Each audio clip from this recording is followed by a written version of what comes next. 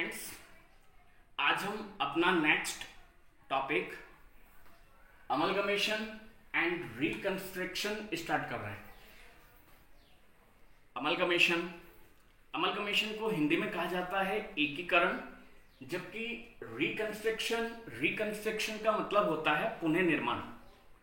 इसका मतलब एकीकरण और पुनः निर्माण। रिकंस्ट्रक्शन या अमलगमेशन की हमें कब जरूरत पड़ती है, तो पहले हम इनके बारे में बात करेंगे। अमलगमेशन को हिंदी में कहा जाता है एकीकरण।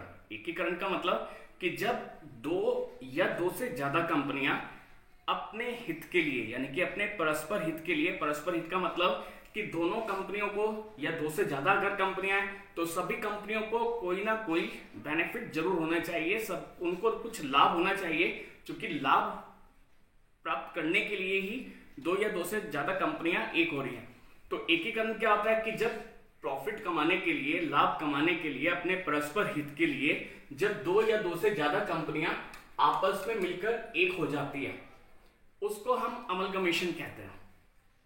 और जब दो या दो से ज्यादा कंपनियां आपस में मिलकर एक होंगी तो सबका जो अपना पर्सनल जो वर्क होगा वो तो बंद हो जाएगा, यानी कि उनका जो अस्तित्व है वो समाप्त हो जाएगा और एक नई कंपनी का हमें निर्माण करना होगा। और वो जो नई कंपनी का जब हम निर्माण करेंगे तो उसको हम कहते हैं रिकंस्ट्रक्शन, यानी कि जो नई कंपनी बनाई जा रही है उसको हम कहेंगे रिकंस्ट्रक्शन। तो अमलगमेशन में क्या होता है? अमलगमेशन में होता है कि जो पुरानी कंपनियां होती हैं वे बंद होंगी और उनकी जगह पर एक नई कंपनी होगी जो पुरानी कंपनी के जो असेट्स और लायबिलिटी हैं उनको परचेज करेगी, और परचेज करने के बाद एक नई कंपनी का निर्माण किया जाएगा। उसी को अमलगमेशन कहा जाता है। अब याद है कि जो पुरानी कंपनियां हैं वे क्यों किसी नई कंपनी में आपस में मिले, तो उसके लिए अमलगमेशन क्यों किया जाता है उसके बारे में हम बात करेंगे। अमलगमेशन करने के पीछे कंपनियों का अपना हित होता है। जैसे मैंने बताया कि जो कंपनियां होती हैं वो परस्पर हित के लिए एक होती हैं, तो कंपनी क्यों एक होती हैं उसके बारे में हम बात करेंगे। सबसे पहले जब अलग अलग कंपनियां, जैसे मैंने बताया कि कंपनियां एक ही तरह का बिजनेस करती हैं, और जब एक ही तरह का बिजनेस किया जाता है तो उनमें आपस में क्या होता है? कंपटीशन होता है। और उस कंपटीशन को खत्म करने के लिए कंपनियां आपस में मर्ज होती हैं, अमलगमेट होती हैं। दूसरी हमारे पास सेकंड थिंग कि हमारे पास जो रिसोर्सेस होते हैं वो बहुत ही लिमिटेड होते हैं। अच्छे वर्कर नहीं मिलते हैं, अच्छे मैनेजर्स नहीं मिलते हैं, अच्छे डायरेक्टर्स नहीं मिलते हैं, है ना। अलग अलग कंपनी, अलग अलग डायरेक्टर, अलग अलग अपने जो सोर्सेस हैं उनको इकट्ठा करने में उनको ज्यादा लेबर करनी होगी। तो अमलगमेशन से क्या होता है कि जब सारी कंपनियां आपस में मिलकर एक हो जाएंगी तो उन्हें बहुत ही लिमिटेड सोर्सेस की जरूरत पड़ेगी। थर्ड, जैसे क्या होता है कि अलग अलग कंपनी चला रहे हैं तो अलग अलग कंपनी चलाने के लिए हमें फाइनेंस की जरूरत होती है ना। बिजनेस चलाने के लिए फाइनेंस की जरूरत पड़नी है। लेकिन अगर छोटी छोटी कंपनियां मिलकर एक बड़ी कंपनी बन जाएंगी तो बड़ी कंपनी में क्या होगा कि छोटी छोटी कंपनियों का पैसा लगकर एक बड़ी कंपनी बन जाएगी। तो जो हमारे सामने फाइनेंशियल की जो प्रॉब्लम है, फाइनेंस की जो प्रॉब्लम है वो भी हमारी दूर हो जानी है। उसके अलावा जब अलग अलग कंपनियां आपस में मिलकर एक होंगी और उन्हें लिमिटेड सोर्सेज की जरूरत पड़ेगी तो उससे क्या होगा? कंपनी की जो सेविंग्स हैं वो बढ़ जाएंगी। तो सेविंग्स बढ़ाने के लिए भी कंपनी अमलगमेट होती है। सेविंग कैसे बढ़ेंगी? जब अलग अलग कंपनियां थी तो उनको अलग अलग ऐड करना पड़ता है, अलग अलग उनके एक्सपेंसेस होते हैं, उनके डायरेक्ट इनडायरेक्ट एक्सपेंसेस सब अलग होते हैं। लेकिन जब कंपनी आपस में मिलकर एक हो जाएंगी तो उनके जो एक्सपेंसेस होंगे वो एक हो जाएंगे और कम हो जाएंगे। उससे क्या होगा कि कंपनी की जो सेविंग्स हैं वो बढ़ जाएंगी। उसके अलावा अमलगमेशन करने के पीछे एक और पर्पज भी कंपनियों का होता है, मोनोपोली यानी कि पूरे बाजार पर कब्जा। तो जब कंपनियां आपस में मिलकर एक होंगी तो क्या होगा कि मार्केट में उनके जो कॉम्पिटिटर हैं वो खत्म हो जाने हैं, और जब खत्म हो जाएंगे तो मार्केट में उनकी मोनोपोली होगी, और मोनोपोली होगी तो पूरे मार्केट पर उनका कब्जा होगा और वो अपने अकॉर्डिंग अपने प्रोडक्ट्स के जो रेट्स हैं वो डिसाइड कर सकते हैं। तो ये कुछ मेन रीजन है हमारे किसी कंपनी को अमलगमेट होने के लिए।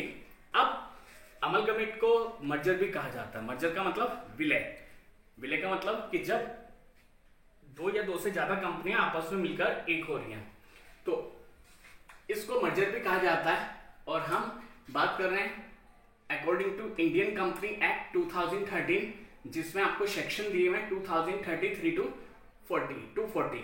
तो 240 सेक्शन तक आपको अमलगमेशन के बारे में जो है दिया हुआ है।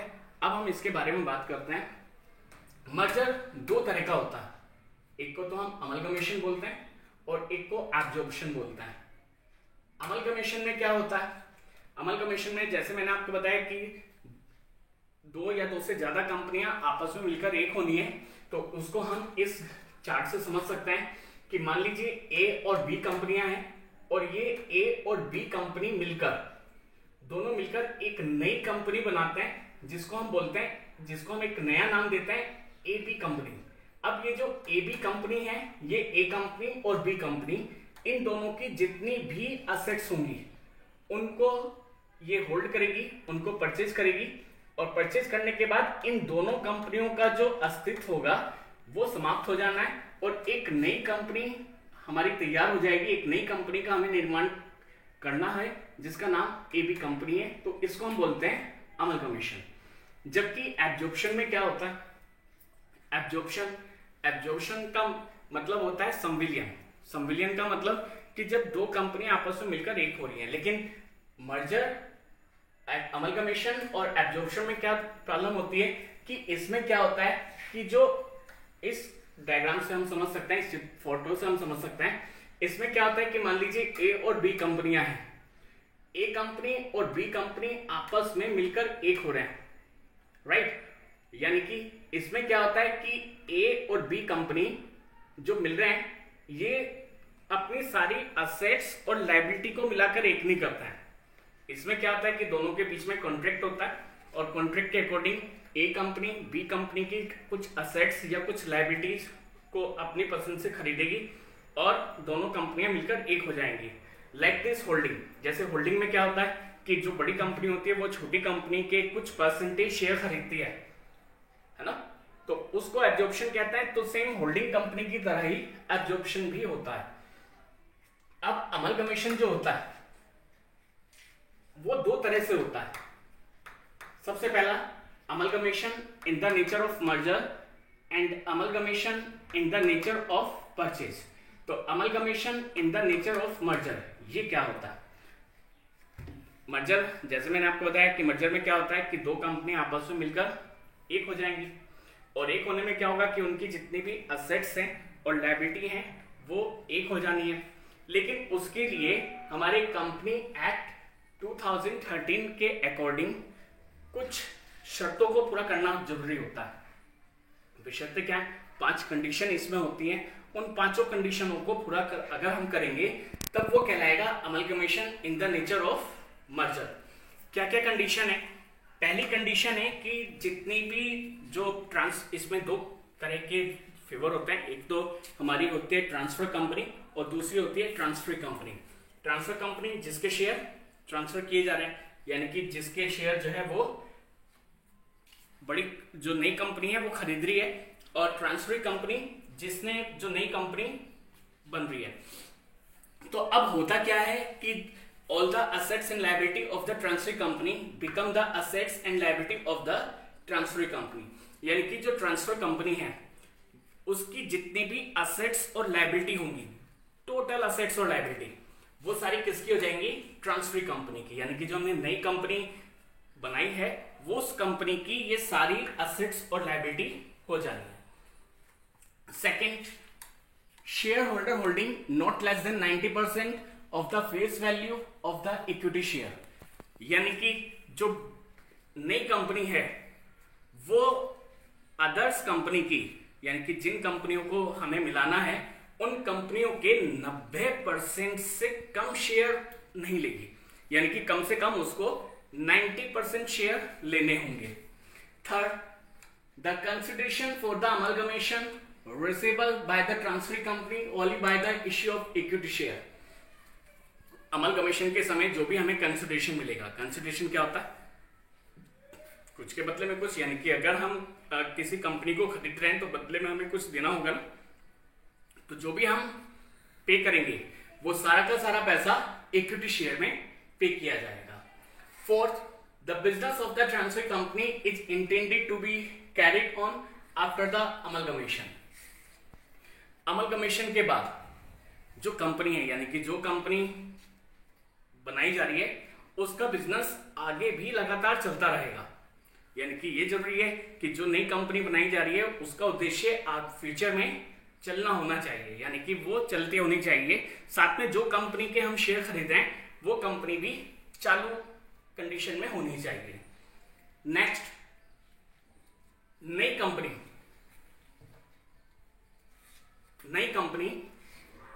पुरानी कंपनियों के असेट्स और लायबिलिटी को खरीदने के बाद उनमें कोई एडजस्टमेंट नहीं करेगी। No adjustment is intended to be made to the book value of the assets and liability of the transfer company when they are incorporated। यानी कि जिस समय उनको इनकॉर्पोरेट किया जा रहा है उस समय कोई भी एडजस्टमेंट नहीं की जाएगी। तो अगर ये पांचों कंडीशन कंपनी अप्लाई करती है तो उसको कहलाता है amalgamation in the nature of merger. लेकिन अगर कंपनी इनमें से कोई भी एक कंडीशन को अप्लाई ना करे तो उस सिचुएशन में ये कहलाता है amalgamation in the nature of purchase. यानी कि उस सिचुएशन में क्या होता है कि नई कंपनी और पुरानी कंपनी उनके बीच में क्या होता है कि एक कॉन्ट्रैक्ट होता है। उस कॉन्ट्रैक्ट में ये डिसाइड होता है कि ये कंपनी क्या क्या खरीदेगी, क्या क्या नहीं खरीदेगी, पेमेंट किस तरह से किया जाना है, राइट। तो उसमें क्या होता है कि ये इनमें से कोई भी कंडीशन अप्लाई नहीं होती। तो अगर इनमें से कोई भी एक या सारी कंडीशन अप्लाई नहीं होती तो उस सिचुएशन में हम इसको बोलते हैं amalgamation in the nature of purchase.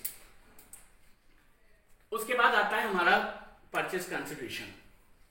इसी के ऊपर हमें न्यूमेरिकल करने होते हैं और ये इस चैप्टर का इंपॉर्टेंट पॉइंट होता है परचेज कंसिडरेशन।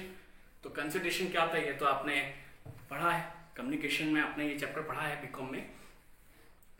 तो कंसिडरेशन क्या होता है? कंसिडरेशन का मतलब होता है कुछ के बदले में कुछ, यानी कि अगर हम कुछ ले रहे हैं तो हमें उसके बदले में कुछ ना कुछ देना भी होगा, है ना। बिजनेस भी इसी को कहते हैं, कुछ आना हो कुछ जाना हो। तो अगर हम किसी कंपनी की असेट्स और लायबिलिटी खरीद रहे हैं तो हमें उसको कुछ पेमेंट भी करना है। उसी पेमेंट को परचेज कंसिडरेशन कहा जाता है। तो परचेज कंसिडरेशन निकालने के हमारे पास, उसको कैलकुलेट करने के हमारे पास 4 मेथड्स होते हैं, जिनमें सबसे पहला मेथड होता है लंप सम पेमेंट मेथड, सेकंड नंबर पे होता है हमारा net assets method, third number पे होता है नेट पेमेंट मेथड और फोर्थ नंबर पर होता है शेयर एक्सचेंज मेथड। सबसे पहले लंप सम पेमेंट मेथड। लंप सम पेमेंट मेथड में क्या होता है कि जो नई कंपनी होती है और जो पुरानी कंपनी होती है उसके बीच में एक एग्रीमेंट हो जाता है। उस एग्रीमेंट के तहत छोटी कंपनी और बड़ी कंपनी ये डिसाइड करती है कि वो क्या क्या जितनी भी असेट्स और लायबिलिटी खरीदेंगी उनके बदले में कितना पेमेंट किया जाना है। तो उसमें क्या होता है कि एक पेमेंट डिसाइडेड हो जाता है और उस पेमेंट को ही लंप सम पेमेंट कहा जाता है। सेकंड होता है नेट एसेट्स मेथड, जो कि इंपोर्टेंट मेथड होता है। मोस्टली क्वेश्चन जो होते हैं वो नेट एसेट्स मेथड के ही आते हैं। शॉर्ट क्वेश्चन भी इसके ऊपर अक्सर देखे जाते हैं एग्जाम पेपर में। तो नेट एसेट्स मेथड क्या होता है? नेट एसेट्स मेथड में क्या होता है कि हमने अभी गुडविल वैल्यूएशन चैप्टर किया है और गुडविल वैल्यूएशन में हमने नेट एसेट्स कैलकुलेट करी है ना। तो नेट एसेट्स क्या होती है? नेट एसेट्स का फॉर्मूला होता है total assets minus outside liability. तो जितने भी हमारी असेट्स है उसमें से हम आउटसाइड लायबिलिटी जो हमें थर्ड पार्टी का पेमेंट करना है। थर्ड पार्टी मीन्स कि फर्स्ट पार्टी हो गई हमारे शेयर होल्डर शेयर, उसके बाद डिबेंचर्स वगैरह हो गए, और डिबेंचर के बाद जितनी भी लायबिलिटीज बची है वो सारी हमारी आउटसाइड लायबिलिटी होती है। तो आउटसाइड लायबिलिटी को हम लेस करने के बाद जो डिफरेंस बचा वो कहलाती है आपकी purchase consideration net assets method से। थर्ड होता है हमारा net payment method. Net payment method में ये देखा जाता है कि हम छोटी कंपनी को, यानी कि जिस कंपनी को हमने अमलगमेट किया है उसको हम क्या क्या पेमेंट कर रहे हैं, यानी कि हमने उनका पेमेंट शेयर में किया है, कितने डिवेंचर में किया है, कितना हमने उनको कैश और बैंक दिया है, या अदर चीजों से हमने पेमेंट किया है, तो उन सबके टोटल को नेट पेमेंट मेथड कहा जाता है। और सबसे लास्ट होता है हमारा share exchange method. Share exchange method में क्या होता है कि हम ये देखते हैं कि छोटी कंपनी के हमारे पास कितने शेयर आ रहे हैं, यानी कि जिस कंपनी को हम अमलगमेट कर रहे हैं उसके शेयर नई कंपनी के पास कितने आ रहे हैं, और नई कंपनी उनके बदले में कितने शेयर उनको इश्यू कर रही है, उसको हम बोलते हैं शेयर एक्सचेंज मेथड, जिसका एक फॉर्मूला भी होता है total of share into intrinsic value of B limited और upon intrinsic value of A limited. यहाँ पर ए लिमिटेड से मतलब नई कंपनी से है जो अमलगमेट कर रही है, और बी कंपनी छोटी कंपनियों से है जो कि अमलगमेट हो रही है। तो इन मेथड्स को आप ध्यान से पढ़ेंगे, इनको स्टडी करेंगे बुक से, और स्टडी करने के बाद हमारी नेक्स्ट वीडियो में इससे रिलेटेड न्यूमेरिकल पार्ट्स होंगे। तो आज आप इनको स्टडी करेंगे ताकि आपको इनका जो न्यूमेरिकल पार्ट्स है वो आसानी से समझ में आ जाए। Okay, thank you.